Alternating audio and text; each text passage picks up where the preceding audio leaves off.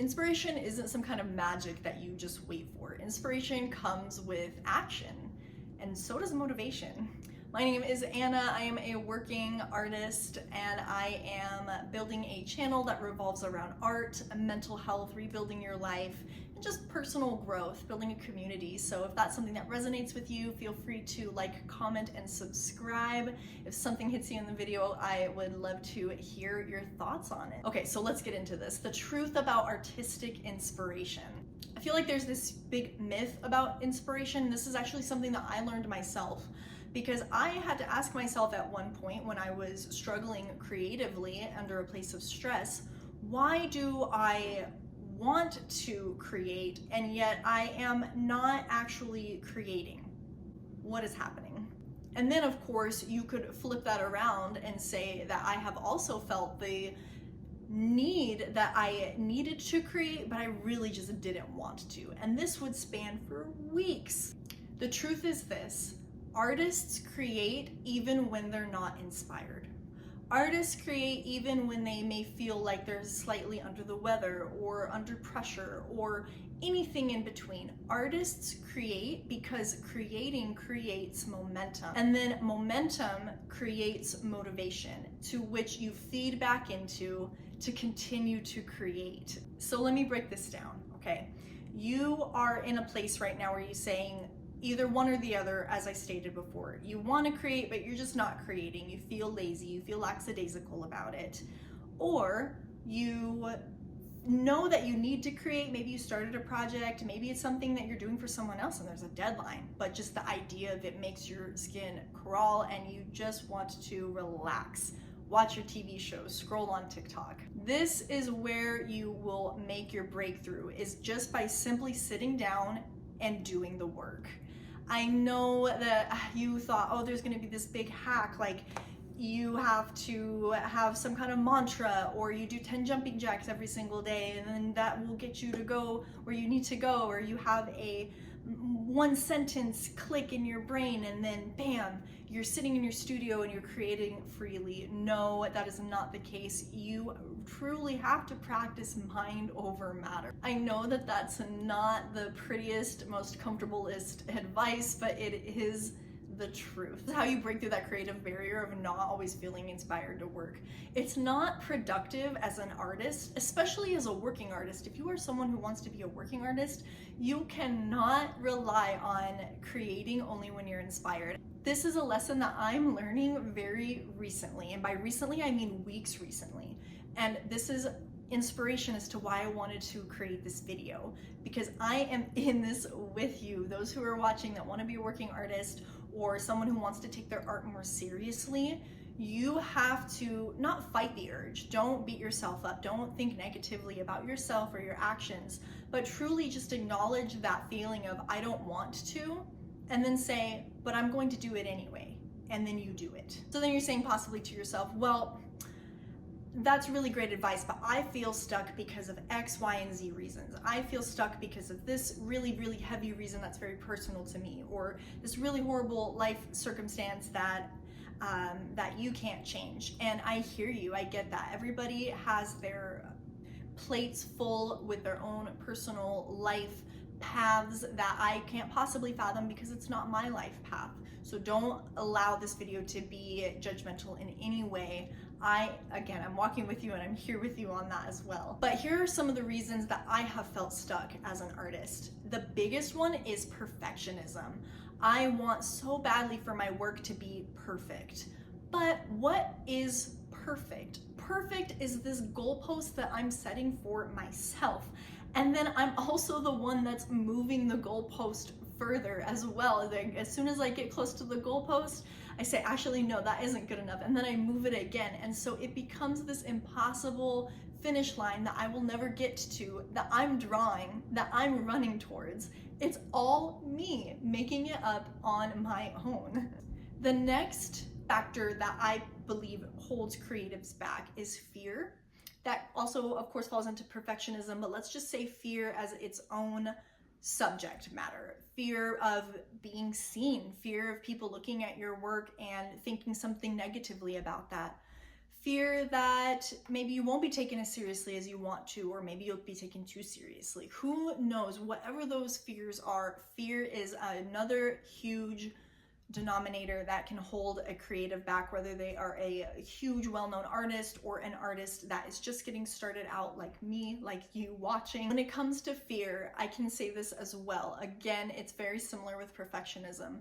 Fear is an idea or a thought that you are making in your own brain. You're putting other people's thoughts and opinions onto your own work. But the thing is that you don't actually know if that's their real thoughts and opinions. These are the thoughts and opinions that you are creating for your own self, and convincing yourself that that's other people's thoughts and opinions, and then putting it back onto your own work. If it's not a fear of thoughts and opinions, if it's like a physical fear, consider sitting down with yourself and thinking, what are these obstacles that I am creating for myself in my life that's making it difficult for me to create from a space safely? And try and just sit with those things. This is a topic, kind of a broad thing that I personally can't walk you through in this one simple YouTube video, but talk to others about it, possibly talk to a professional about maybe what are those fears that are holding you back? How can you move towards them so you can create from a place of safety and comfort? Like I said, perfectionism, fear, all of these things, these are ideas. And these are things that you can work through, that you can set aside in order for you to become your best self as an artist and even as a person in your life. Okay, so you work through fears and your thoughts on perfectionism and any other barriers that may be holding you back. And now you say, okay, well, now I'm ready to create. What next? This is how artists find ideas. Artists also find their ideas by creating. So sit down and create, even if it's just one line on a piece of paper. All of a sudden that line becomes a flower or a skyline or I don't know, a blimp. I'm not sure, whatever it just might be, but you don't know until you sit down and you create that first line. You make that first brushstroke. As cliche and as silly and as heartwarming as that sounds, it really is true. You just sit down and you do it. Secondly, experiment with new techniques.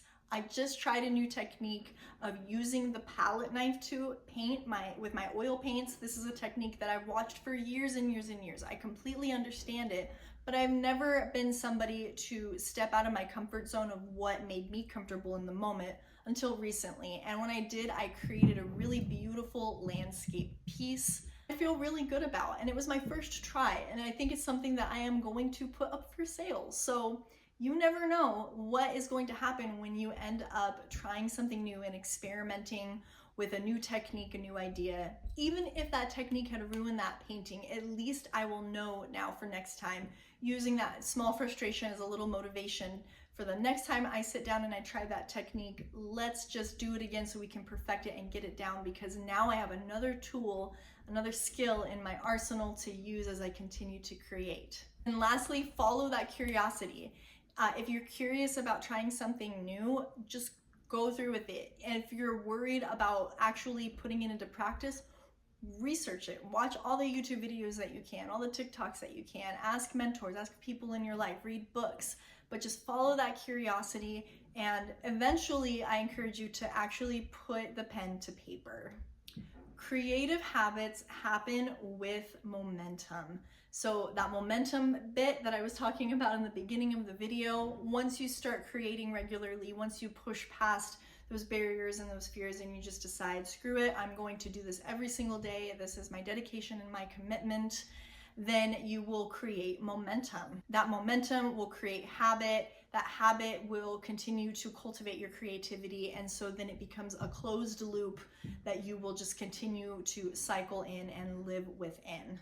And if something happens in your life, something happens along the way where that creative loop, that habit is broken, and maybe you don't stay consistent for a period of time, you had to walk away, forgive yourself and allow yourself to have a little bit of space and have that time. Sometimes it's not about consistency so much as it is about continuing. You should continue. If you're in a spot right now where you're stuck and you set your creativity aside, but you really want to go back to it from one artist to another, just do it. Shia LaBeouf that baby. do it. And see where that will blossom you and cultivate your art as you go forward. So again, inspiration, this big myth of, well, you create when you're inspired. No, you do not create when you're inspired. You create when you create. Allow momentum to build. As you build that momentum, your creativity will start to skyrocket as well. Don't let your fears and your need for perfectionism hold you back. I would really confront your barriers, whatever they may be, and keep working on being your best artist self. My name is Anna. I am a working artist. Thank you so much for watching this video. If you heard this far into the video, again, seriously, thank you. Feel free to like, comment, and subscribe. The most important thing that I would love is that if I could hear from you, leave a comment. Let me know what you would like to see in my next videos, and I will be reading and engaging and building a community with you, because it's not about me, it's about the viewer watching, which is you. So thank you so much for being here. I am a small creator, an artist that is building a channel around art, mental health, rebuilding your life, personal growth, and so much more. So I'll see you again next time, and have a wonderful day. See you later, YouTube.